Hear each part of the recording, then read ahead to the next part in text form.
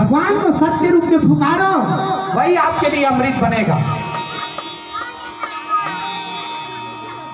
जिस रूप में प्रकृति को आप पुकारोगे वही परिणाम आपको प्रकृति देंगे। कहते ना जैसी करनी वैसी भरनी। प्रकृति की इसी नियम, यही नियम मानव जीवन के लिए अमृत के समान है। हम उसके एक एक नियम का पालन करते हैं, वही अमृत है। ये अमृत मानव को महान बना देता है। मानव जीवन यहीं से खुद को समझाने की प्रयास करता है। अमृत और जहर इस संसार की दो ऐसी चीज है जो एक को बर्बाद कर देता है लेकिन एक आबाद कर देता है। तो हमेशा अच्छा चीजों को अपने जीवन में ग्रहण करना यही अमृत है। सत्य को मानना ही अमृत को ग्रहण करना है। सत्य पर विश्वास करना ही अमृत को ग्रहण करना है। और आज के लोग असत्य को ही सत्य मानने लगे हैं, तो अमृत थोड़ी बन जाएगा। यही भूल हम करते हैं।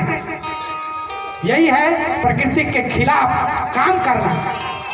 जो हमें सुख नहीं देता उसे ही हम सुख मानते हैं, तो हम अपने ही दुश्मन हुए ना।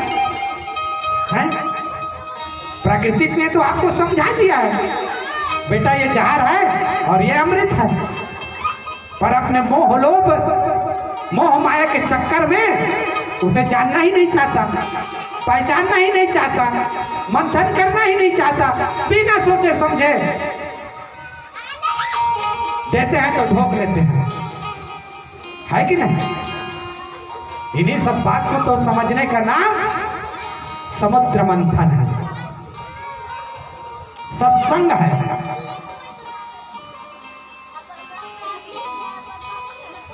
मानव जीवन में इन्हीं सारी चीजों को प्रत्यक्ष रूप से, प्रमाणित रूप से विश्वास करना, जानना, समझना, यही पर हमारे सुख और दुख यही पर निर्भर करता है। हम यही फैल खा जाते हैं मोह माया के चक्कर में।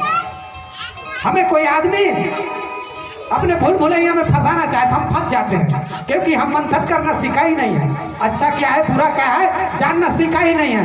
यहाँ चले ये मिलेगा कहीं चले जाएंगे। ये मंथन करना सीखो। अपने जीवन में सुख और दुख को समझने की पूरी तरह सक्षम बनो, तब जा करके आप अपने शरीर को इन पापों से मुक्त कर पाओगे, इस दुष्ट प्रभाव से खुद के इस शरीर को बचा पाओगे। परमात्मा कहता है संसार में मैंने दो चीज बनाया है, एक आपसे परीक्षा लेता है। पाप पल पल आपको कहता है मुझे ग्रहण कीजिए, पर आप सत्य ज्ञानी हैं तो आप उस पाप को हरा सकते हो, आप अपने से उसको दूर कर सकते हो। आप में वो पूरी ताकत है, आप में वो पूरी क्षमता है।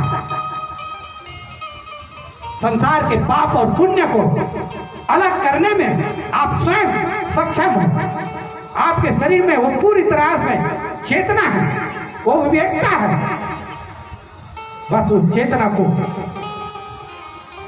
समझाने की, उसे बांधने की शक्ति और पावर आपके अंदर स्वयं है। बोलिए लखन सिया रामचंद्र की।